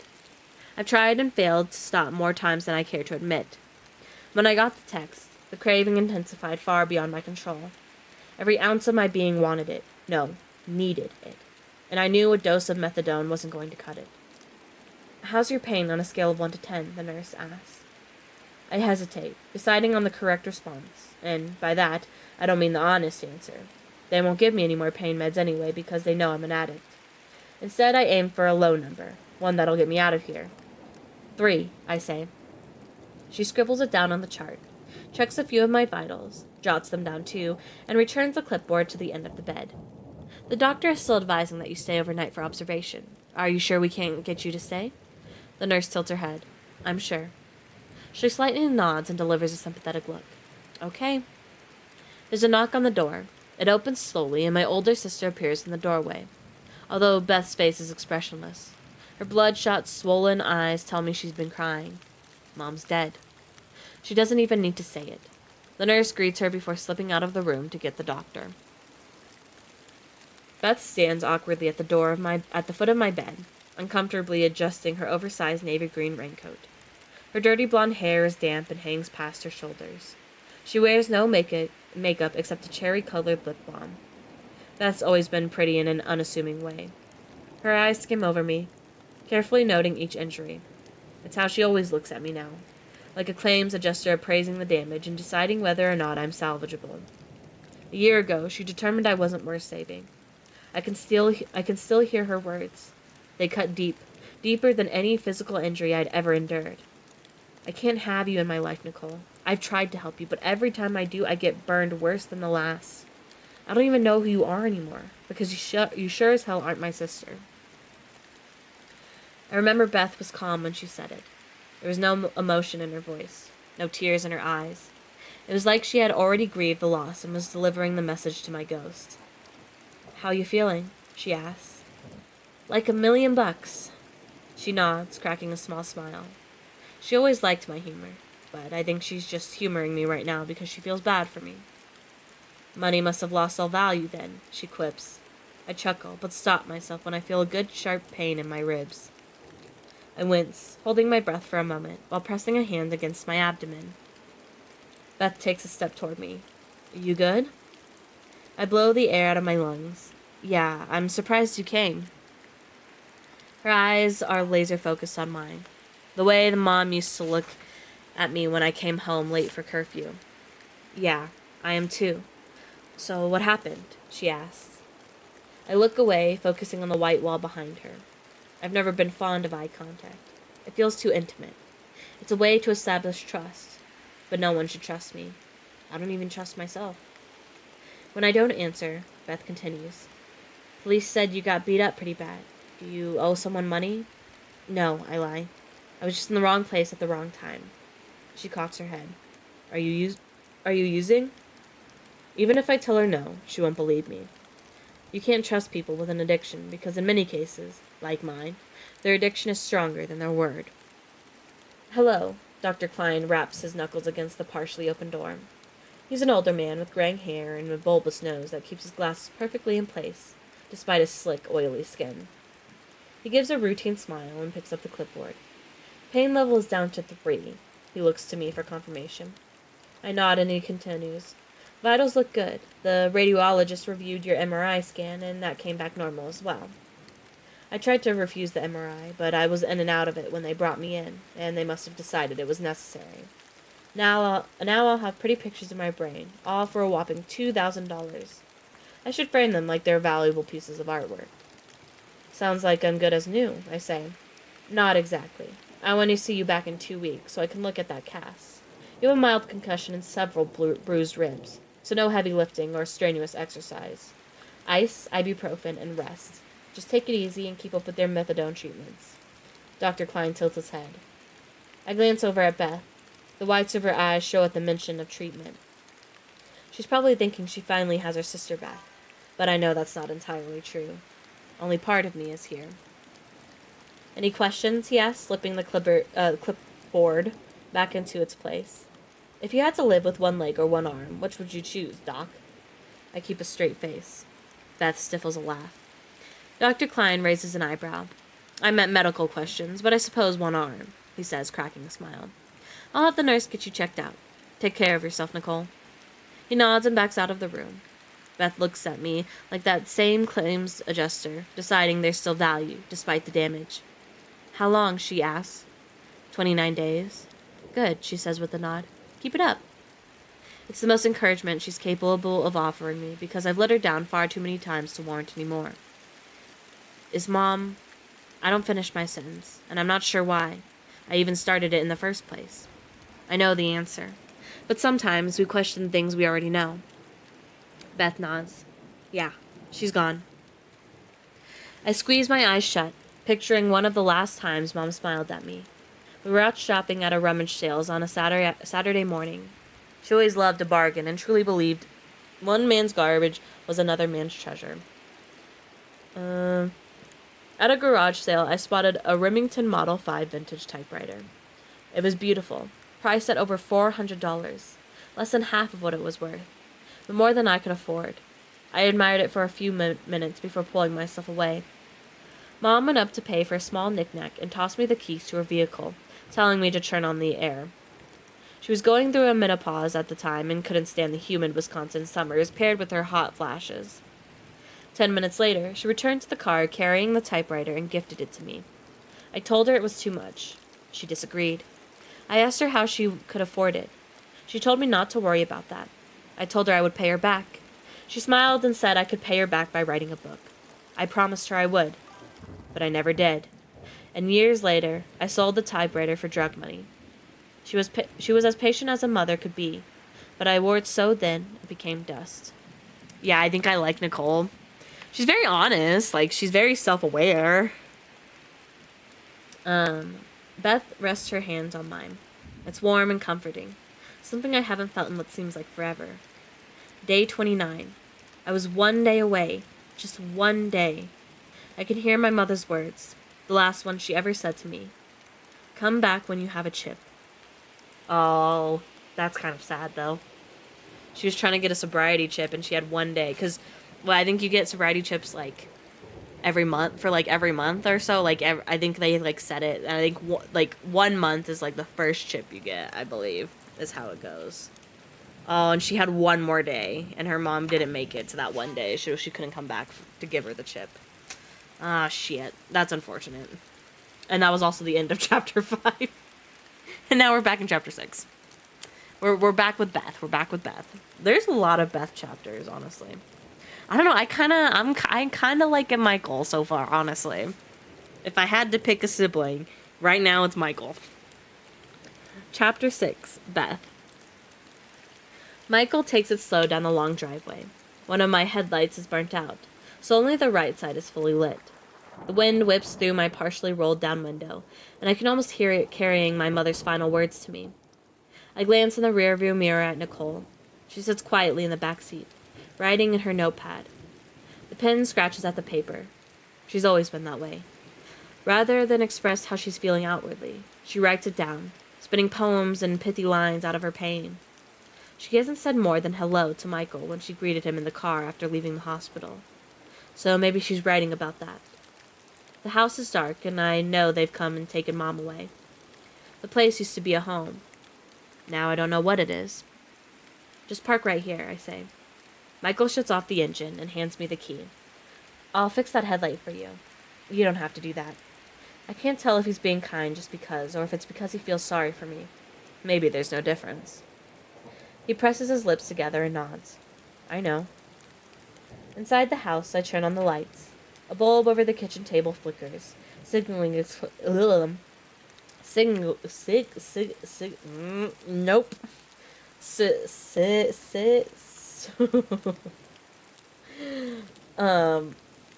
Okay, let me just reread that sentence.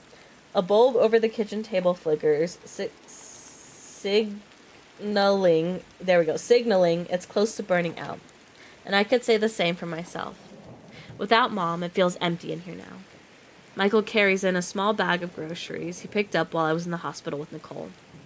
At the doorway, she stops suddenly, like there's some sort of invisible force keeping her out. She looks down at her feet and inches 1 foot forward. A couple of large moths fly inside, darting toward the flickering light above the kitchen table. They swirl around one another, performing a synchronized air show of some sort. Nicole, I bark. She snaps out of it, looking to me with those big, empty eyes. Close the door. You're letting all the bugs in. Her breath hitches as though she's bracing for impact and standing at the edge of an airplane door.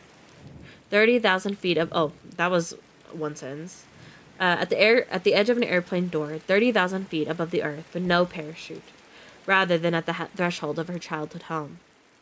Nicole steps in quickly and closes the door behind her, letting out a sigh. Oh, the rain stopped. Hold on, let me fix that.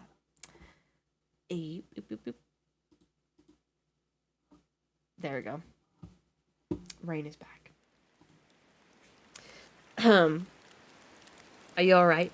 I ask. She nods several times and swivels her crossbody bag behind her.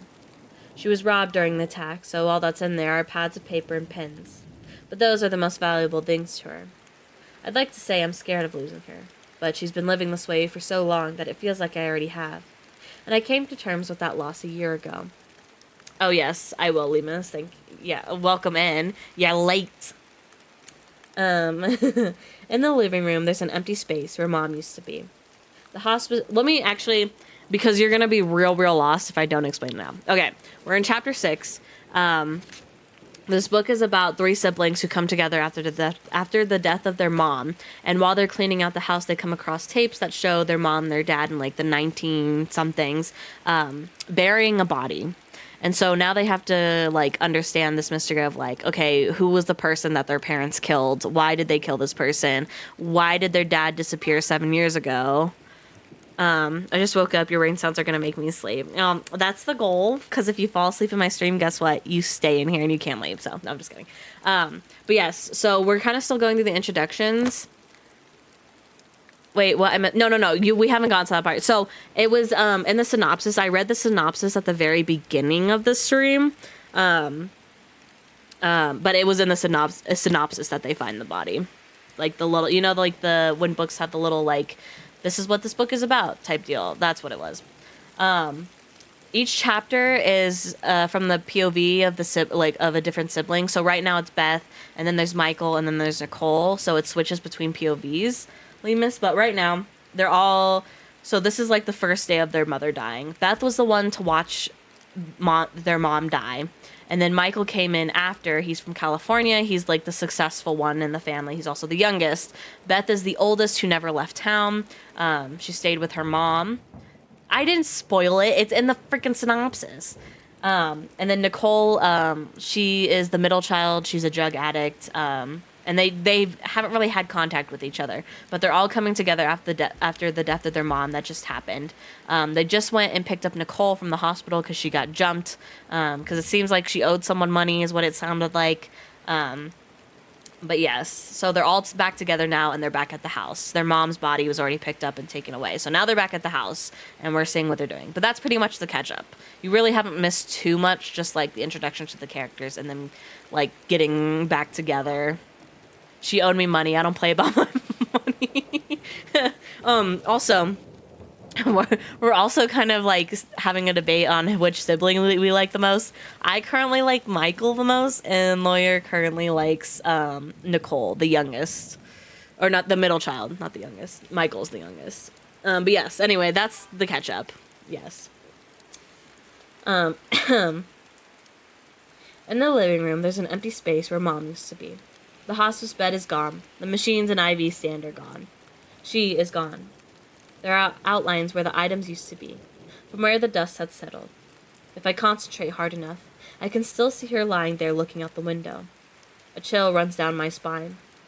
Nicole leans against the archway, using it to keep her frail self upright, while Michael stands stoic beside me.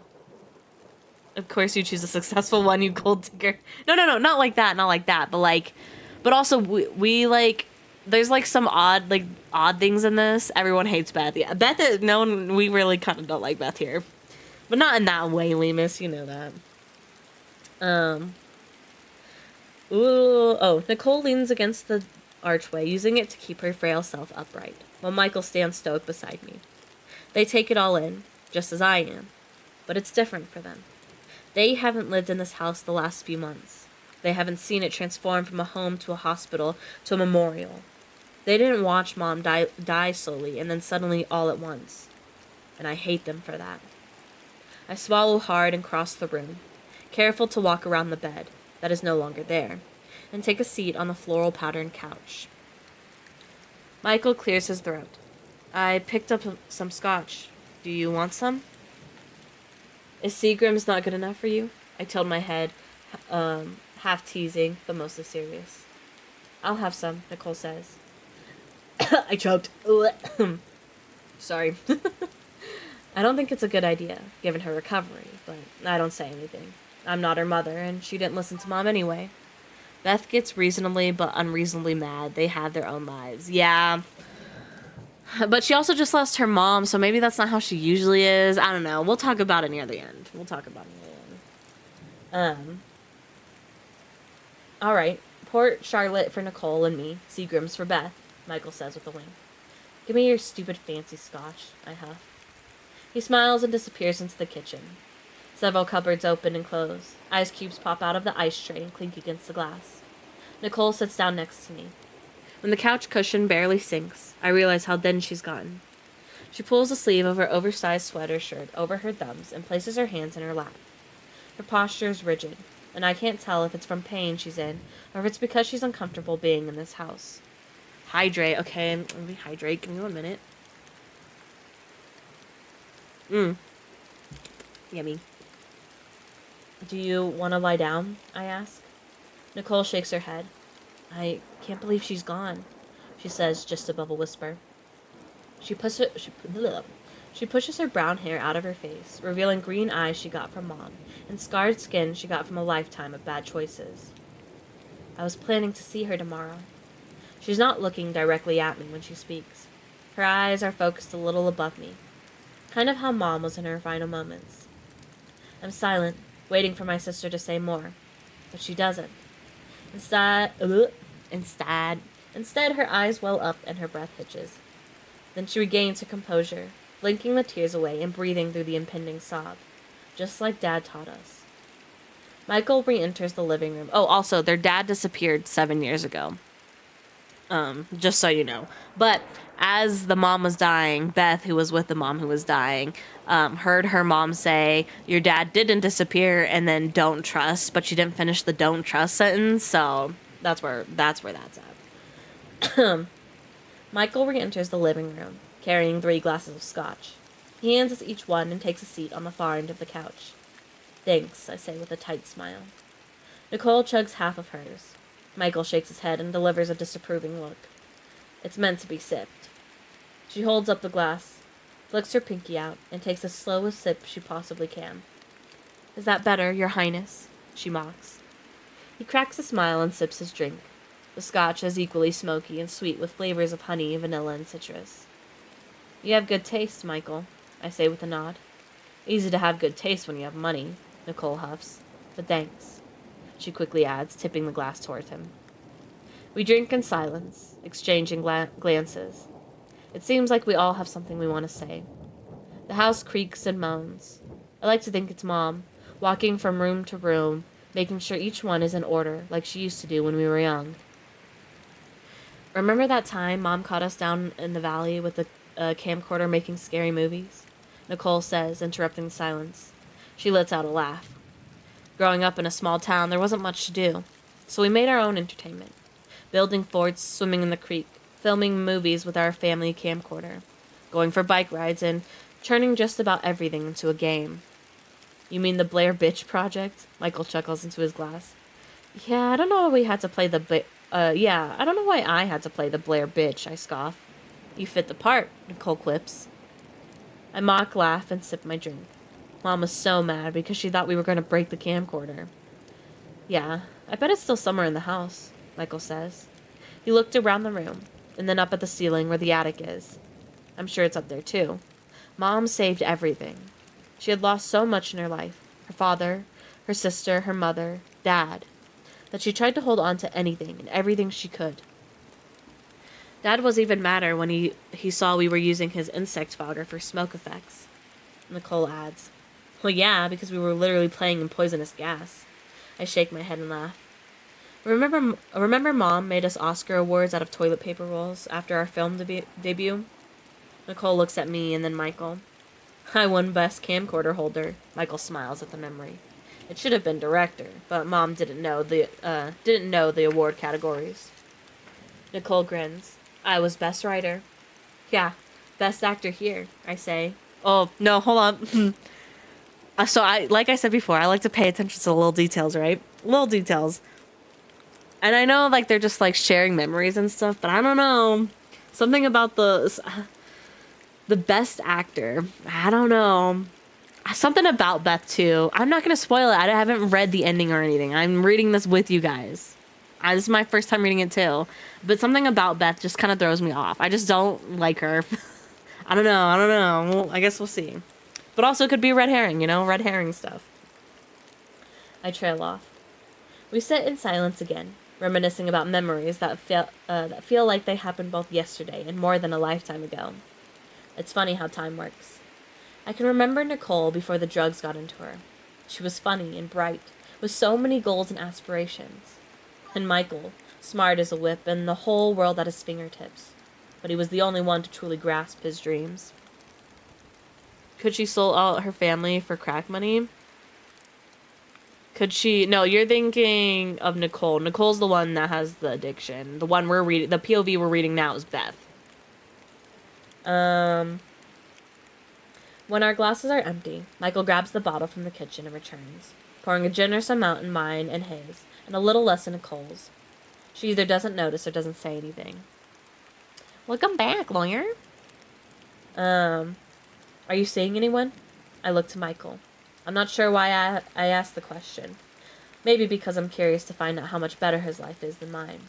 It's hard not to compare when we all had the same beginning.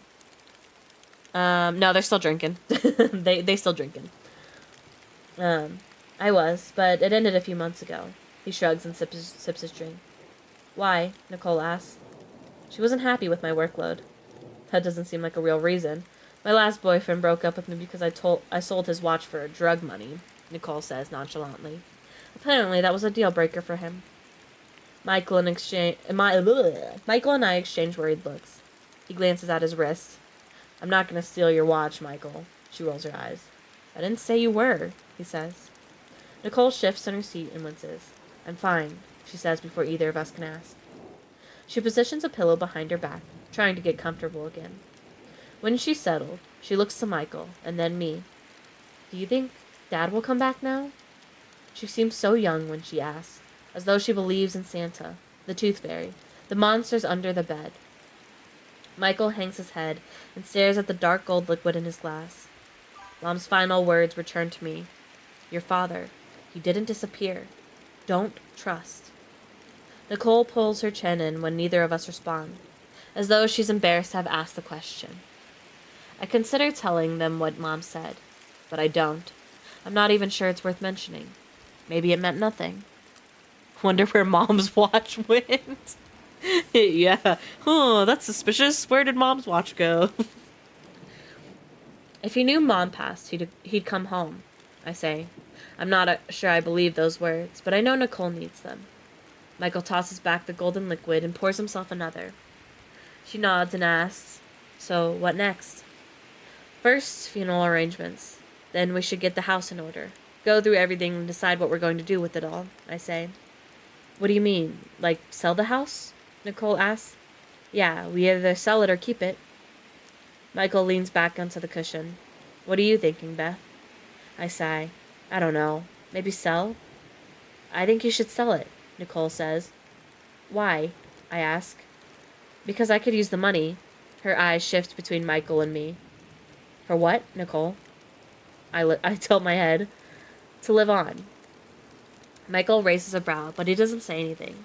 He hasn't had to deal with Nicole's addiction like I have, so he can't understand how bad it's been. You know you can't be trusted with money, Nicole. What's that supposed to mean? She spits. Yeah. I think you know. She stands quickly, but winces and nearly falls over, spilling part of her drink onto Michael in the process. He groans and wipes his pants. If you have something to say, Beth, then just fucking say it, Nicole yells. Yeah, honestly, I think Michael's like the safest one here right now. And you know what? We could be very wrong. Like maybe at the end we figure out like fucking Michael's serial killer or some shit, you know? So we could be very wrong about him. But right now I'm trusting Michael. Have faith in Michael. I'm used to her emotional outbursts. It comes with addiction, and it's why I put distance between us a year ago. I couldn't take it anymore. She'd called me every name in the book, tell me she hated me, that she wished I was dead. Sometimes she even turned violent, lashing out at me or destroying whatever was around her when I told her no, that I wasn't giving her any more money. I'm not sure she even remembers any of those fights. I look up at her and draw my brows together. What would you spend that money on, Nicole? My voice is calm. Her mouth falls partially open. I can't help but think of Mom. Her jaw lax after she passed. I close my eyes for a moment, willing my mind to bury that image. When I open them, Nicole is seated again, lips pressed firmly together, stewing. What I said was wrong, but I'm also right, and she knows it. Sometimes right and wrong are interchangeable. Hurry, I'm getting into this. I mean, if he was a serial killer, is it that bad? Well, I don't know. Lawyer, you forget women love killers for some reason. It attracts them. Oh my god, whatever.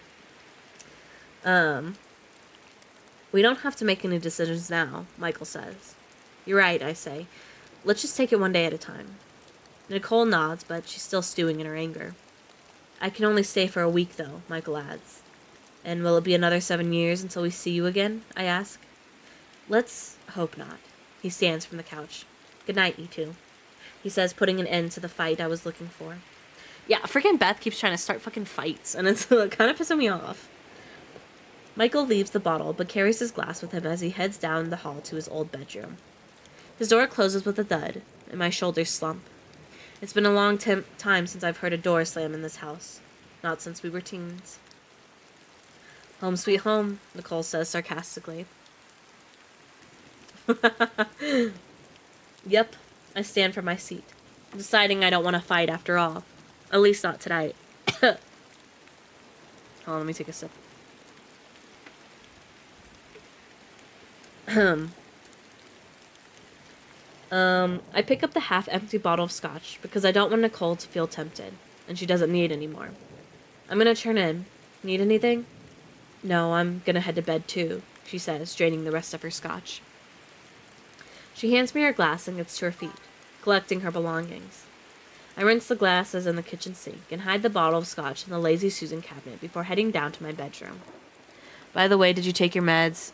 Yes, I did, lame miss. Nicole pads down the hall to her room, but stops to look back at me. She tells me good night, and I tell her the same. Our bedroom doors close, and I make sure to lock mine. I worry about sleeping under the same roof as my sister. I know she can't be trusted. And that was the end of chapter 6. And now it's Nicole's POV. Let me see how long this chapter is. Not very long. Okay. Chapter 7. Nicole. Last week, I wrote a short story. It started out strong, lost its way in the middle, and never got back on track. I'm loving Beth already. Oh, I'm sure. The ending fell flat. The potential from the strong beginning faded, and it seemed unsalvageable. Ooh, hold on. I rearranged words, deleted, added, but no matter what, it just wasn't what I intended it to be. I wanted more for it, but some things just can't be polished. So I threw it away. Mom, is that how you felt about me? Nicole. I tried to sleep, but it's hard to turn my thoughts off. Writing helps. Gives me a place to put them. But I think I just have too many tonight. A soft knock on my childhood bedroom door startles me. I quickly lose my notebook and sit up a little taller in bed, rearranging the comforter that drapes over my legs. Come in, I say. It's Michael. He's changed into a t-shirt and a pair of sweatpants. There's no name brand on either, but I can tell they're expensive. His hair sticks out in all directions, like he fell asleep for a short time and woke again. Perhaps, like me, he has a hard time turning off his thoughts. Lemurs just isn't like the other mods. Yeah. What's up? I ask, because I don't know what else to say to him. My tone is flippant, and I think it's because I resent him. For leaving, for having a better life, for not being an addict like me, for having money, and for not being there when I needed him. I glance at the old, worn carpet, and a memory comes plowing to the front of my mind. When I was a kid, I was terrified of everything. So scared I couldn't sleep at night. My eyes would close and I'd see monsters crawling out from beneath my bed, clawing at the sheets, trying to grab me and take me with them. My parents said I was cursed with an active imagination, because I could close my eyes and imagine the worst possible thing happening. Maybe my mind wasn't overly active. Maybe it was preparing me for the broken life I'd live. I remember telling Michael I was too scared to sleep. I was 12 and he was 10. He dragged a comforter and pillow into my room, made himself a bed on my floor, and said he'd protect me. We talked until I dozed off. I'd finally slept through the whole night. I felt safe knowing he was there. But now I don't know how I feel, because I'm not that scared little girl anymore, and he's not the brother he used to be. Michael takes a couple of steps into my room, stopping in the center.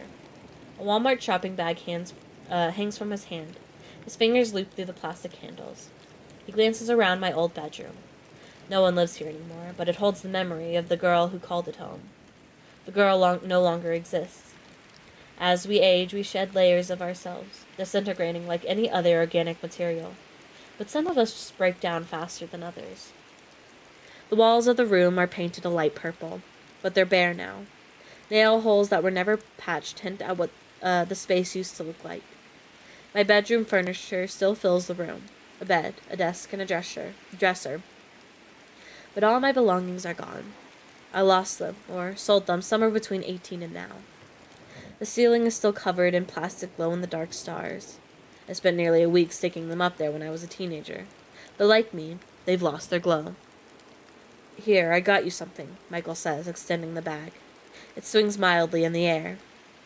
I hesitate, not reaching out for it, because I don't want anything from him. He gives me a sympathetic look, also something I don't want from him. He inches closer to me, insisting that I take it. I finally do. Beggars can't be choosers, as they say. Inside the bag, I find an iPhone and a purple case for it. Purple has always been my favorite color. What's this? I ask. Yours was stolen, so I figured you needed a new one. I groan. I had a flip phone, Michael. One of those pay-as-you-go. I can't afford this. He slides his hands into his pocket and takes a step back. I put you on my plan. It's covered, so you don't have to worry about it. God, I fucking love Michael so far. I really do. He really do be stepping up, though. For real.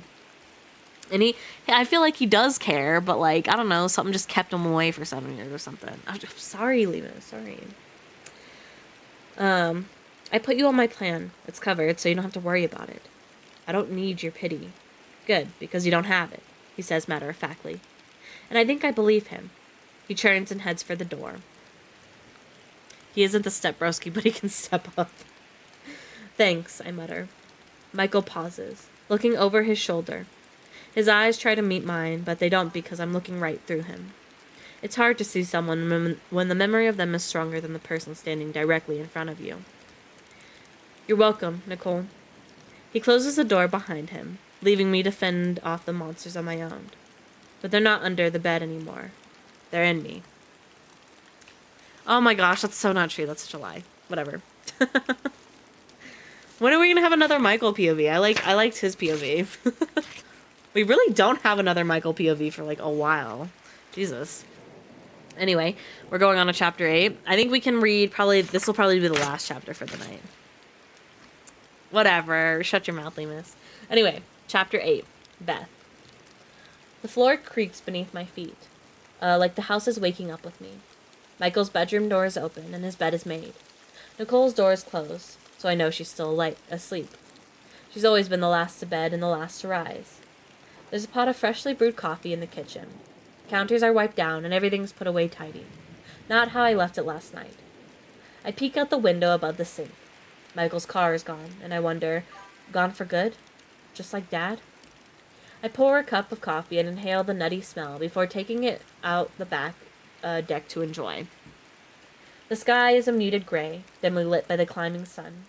Birds chirp and peep, a dawn chorus, while squirrels frolic in the bird feeders. Hung from the old box elder and maple trees. The property dips into a hillside covered in trees. A valley carved through it sits off to the right, leading down to a small cabin and fire pit. Beyond that, a grassy plain, more trees, a hidden cemetery for the pets we've loved, and a twisting, bubbling creek. There's a pasture to the left, covered in dandelions, that look like little yellow explosions. The landscape is green and vibrant, but soon the colors will change, and the leaves will fall, and those chirping birds will fly south. That's life. It's a cycle until it's not anymore. I shoot a text to Michael, asking him if he's on a flight home. He responds right away. I went into town. Be back soon. I'm not sure if I'm relieved or not to hear that he's coming back, but I suppose it's nice to have another person here to clean up the mess and keep an eye on Nicole. It's just after 8 in the morning, and for the first time in a long time, I don't know what to do with myself. If Mom were alive, I'd be making peanut butter toast and sitting down to watch The Price is Right with her. But she's not. How do the living just keep living? I sip the hot coffee and clear my throat. It's much stronger than how I make it, almost like a thick, bitter oil. The roar of an engine pulls me from my thoughts. I make my way around the back of the house. As I turn a corner, I stumble into a tipped-over garbage can. Damn raccoons. I push the spilled contents back into the receptacle with my foot and stand it upright. A car nicer than mine, but not as nice as Michael's rental, is parked in front of the garage. The windows are darkly tinted, so I can't see who's in it. A man dressed in a gray suit steps out, lifts his chin, and waves. "Can I help you?" I ask. "Are you Elizabeth Thomas?" "Yeah. I'm Craig Davidson, your mother's attorney," he says, walking around the front of his vehicle. His introduction puzzles me. Mom had a lawyer? I had no idea. She never mentioned it, and I didn't think she had the money for one, especially since I was covering whatever bills she couldn't. He extends a hand. "I'm very sorry for your loss." The sympathy seems robotic. Overusing words or phrases dulls their significance, and it's clear from how he speaks that he's said those words 1,000 times. "Thanks," I say, shaking his hand weakly. Craig clears his throat. "I'm here to go over her will." I'm even more puzzled by the mention of a will. She never brought it up, never talked about anything that would happen after she passed. So I assume she didn't have one. But I'm also a little relieved because now I'll know exactly what she wanted. Nicole sits at the end of the table, a blanket wrapped around her shoulders, legs folded like a pretzel. Her hair is disheveled, and she switches between drinking water and coffee. I'm sure she's nursing a hangover because according to a Google search, she's not supposed to be consuming alcohol while on methadone treatments. And I'm sure she knows that too. But that's Nicole.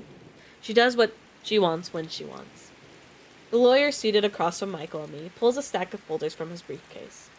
On top is a sealed envelope with the words "Thomas Children" written in black Sharpie. Michael taps his fingers against the table. His jaw is clenched and his eyes wander. He looks uncomfortable.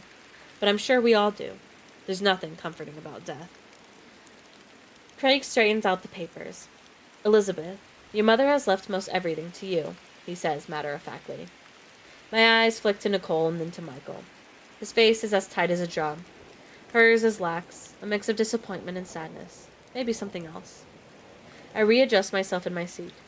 My fingers make their way to my teeth. I bite one nail before realizing that I'm biting it and quickly pull it away, holding my hands in my lap. What do you mean by most everything? Nicole asks. Craig scans the papers laid out in front of him. The house and furniture go to Elizabeth, and so does this. He retrieves a small silver key and a post-it note. The information for the lockbox is written down on the paper. What's in the box? Michael asks. His eyes follow the key as it slides across the table toward me. Laura didn't say, so your guess is as good as mine, Craig explains. I flip the key over and over in my hand. It's shiny and appears brand new. Is the lockbox also new? And what did Mom stow away? She's never had much, so I assume it contains little mementos that have no financial value, but were treasures to her. Craig drags his finger down the piece of paper. Her car and journals go to Nicole, he says, flipping another page before continuing. Your mother also kept most of your father's belongings. And here she stipulates that Nicole and Elizabeth will have their choice of 2 of his items, and the rest will go to Michael. Only 2 things? Nicole groans. You can have whatever you want, Michael says with a shrug. I assume his generosity is because he has far more in his life than me and Nicole will ever have. As far as your mother's personal belongings, they are to be divided between the 3 of you. Any questions? How did you know my mother passed? I asked. Craig clears his throat. I was alerted by her hospice nurse. He rotates the paper towards us, clicks a pen, and places it on the table. I'll need each of you to sign at the bottom. This just states that I went over everything. Michael flicks his signature across it and slides it to me. I hesitate, the tip of the pen hovering an inch above the paper. It feels so uneventful. Your mom's dead. Divide up all her possessions. Sign here. Now go about your own life. I force the pen to touch the paper and skid across it, leaving behind a blotchy signature that barely looks like mine. Don't trust the lawyers. Aren't you a lawyer? Except for the cheese ones, as she said. Oh, okay. I pass it to Nicole, and she signs it without a thought. The lawyer collects the paper, closes the folder, and opens another. Your mother requests to be cremated, and she would like her ashes spread around the property. Craig looks to each of us to confirm our mom's wish to be honored. Craig looks to each of us to confirm our mom's wish will be honored. There we go. Okay, I did read that right. Michael leans forward, tightening his eyes. Seems a little disrespectful. This used to be farmland. It's not disrespectful. I choked. She wants to stay in the place she loved most, Nicole says. The lawyer's gaze darts to me. Is this going to be a problem? No. That's what Mom wanted, so we'll carry out her wishes, I say with a nod. I'm relieved to know we're doing exactly what she asked for. Mom didn't get what she wanted in life, so the least I could do is give her what she wanted in death. Funerals aren't for the dead. They're for the living, Michael says. Mom should be buried in a cemetery, so there's a place we can visit her. You didn't visit her when she was alive, I scoff. Beth, Nicole scolds. What? I could say the same for you. I narrow my eyes at her. Just because you were here doesn't mean we didn't lose her too, Nicole argues. She was just as much our mom as she was yours. Yeah, sure. I cock my head. But I was the one that took care of her up until the moment she died. Where were you two? Michael shifts toward me. Get off your high horse, Beth. You may have been here, but I was the one footing the bill for everything. The lawyer quietly organizes his papers, trying to ignore the fight that's unfolding. But it's clear he's uncomfortable from the way his shoulders are pinned to his ears. No, you weren't, I practically yell. The rise in my voice startles me. Oh, great. So we have Mr. Moneybags and Miss I'm a better daughter because I watched Mom die, Nicole says, rolling her eyes. I almost add, and little Miss Drug Addict, but I stop myself. I put $2,000 in her account every month. Michael's voice is calm, making me, in contrast, look unhinged. That's a lie. I'm nearly standing because I'm so mad. I went through her finances. I was paying for anything Social Security didn't cover, which was practically everything. I was barely scraping by. You're both technically correct, Craig says quietly. The whites of his eyes show. Oh my gosh. The whites of his eyes show like he's anticipating one of us jumping down his throat. What? I furrow my brow, slowly retaking my seat. The lawyer flips through several pages. Your mother had 2 checking accounts. One of them is what you're familiar with, Elizabeth. That's what she used to pay all of her bills. Or some of them. The other was never touched. It has a balance of $132,000. My eyes go wide, nearly splitting at the corners. Or at least that's how it feels. I can't believe it. I was struggling to cover my own bills and some of Mom's, and she was sitting on all that cash? Why would she do that to me? So, where's that money now? Nicole asks. Your mother's wish was to donate the money to the Missing Persons Foundation, Craig says, glancing down at the will. Michael balls up his fists and then stretches out his hands. His knuckles crack and he groans. I sent Mom that money to help her. You know Mom didn't take handouts, Michael, Nicole says. But maybe since you, well, Mom, donated so much, they'll finally help us find Dad. She leans forward in her chair. Nicole and I tried getting the MPF to take Dad's case a few months after he disappeared. They told us his case didn't fit their criteria, and I think it was because they didn't believe he was missing. They thought he left on his own accord. Yeah, maybe, I say. My mother's final words echo in my head. Your father, he didn't disappear. She wants us to find him. I'm sure of it. But why didn't she donate that money before she passed? Or at least, told me sooner? The rest of her words slither into my brain. Don't trust. Perhaps that's why. She was scared. But of what? Anything else? Michael asks. He's agitated, and I guess I would be too if I were him. But when you give someone a gift, it's their choice as to what they do with it. That is true. I honestly, I believe that too. Like when you give someone something, that's theirs. Like, cause like one of my like love languages, I give people gifts. Like I give friends gifts, I give family gifts. Like I just like giving gifts. And so like once I buy it and give it to them, that's it. I don't care what you do with it. It's yours. There's one more thing, Craig says. He opens the manila envelope and removes 3 white letter-sized envelopes. They're sealed. He slides one to each of us. Written on the front are our names. The letters are smooth and round, each flowing seamlessly onto the next. My mom always prided herself in her handwriting, and I wouldn't have been surprised if she'd practiced calligraphy at some point in her life. Your mother wrote each of you a letter, but she asked that you not open them until after her funeral. Nicole holds her envelope up to the light, trying to see what's inside.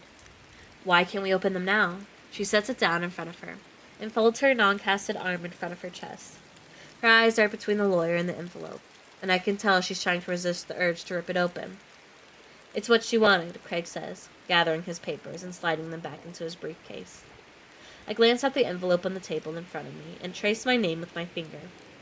What did she want to say that she couldn't when she was alive? I flip it over. My skin tingles as I stare at the sealed flap. Any further questions? The lawyer asks. None of us say anything. He takes the silence as an answer and nods. Before closing his briefcase, he slides a business card to me. Feel free to call with any questions. Otherwise, all remaining paperwork will be sent here within the next 10 business days. Craig starts towards the door, making for a quick exit. Of course. Mom has already paid him, and there's no money left for him to make here. He's like a leech in salt. What happens if we open our envelopes before her funeral? Nicole asks. The lawyer pauses his quick exit, turns back, and lets out a sigh. Probably nothing, but you should always respect the wishes of the dead. His words send a chill down my spine, and I can't pinpoint why they have that effect. The screen door slaps against the frame, punctuating his departure. My eyes flick to each of our envelopes, wondering what they contain. Michael hasn't even touched his. Maybe he knows what it is. Nicole looks at hers like it's her next fix, something she craves but will leave her damaged in the end. I can't imagine Mom had very nice parting words for her, given the hell she's put us through over the years. Regardless, I don't think her envelope will stay sealed for very long. But mine, I'm not sure I'll ever open it. I'm not even sure if I want to know what's inside. Final words make things final. Now what? Nicole asks, never taking her eyes off her envelope. She presses the tip of her fingers together, some pressure to satisfy the urge to tamper with it. I stand, sliding the key and post-it note into the front pocket of my jeans. I fold the envelope and slip it into my back pocket. We do what Mom wanted. And that is the end of chapter 8. And we're going to leave it there for tonight because we are at time. We are at time. But I'm very much enjoying the story so far. It's not a very long one. It's like, let me look. Let's see how many pages it is. It's like, oh yeah, it's only like about 250-ish pages long. So it's not very long. It's a pretty skinny book, I will say. Shorter than most of the ones we've done so far. But yes, I'm very excited to see how this unfolds. As she said, never trust drug addicts with typewriters. What? But anyway, we don't leave just yet. We are going to go raid somebody real quick. But also tomorrow, Silent Hill F stream. I'm very excited. We're back with the Fox dude in the Fox realm or whatever it is. So very excited for that. I can't remember exactly where we left off in it, but Silent Hill F tomorrow. So let's find someone to raid real quick. I'm not a simp. I've never simped in my life. Let's see. Let's go raid Slacker. We haven't raided Slacker in a hot minute. Let's go raid Slacker. Let me see. Little raid. But yes, anyway, hopefully I took my pants off. Oh, good for you, Lemus. Now you're free. Go free into the wild. No, actually, you would probably get arrested. Don't do that. Anyway, travelers, hopefully I will see you guys tomorrow. If not, I will catch you in the next one. But have a good night, day, whatever it may be for you. And bye-bye.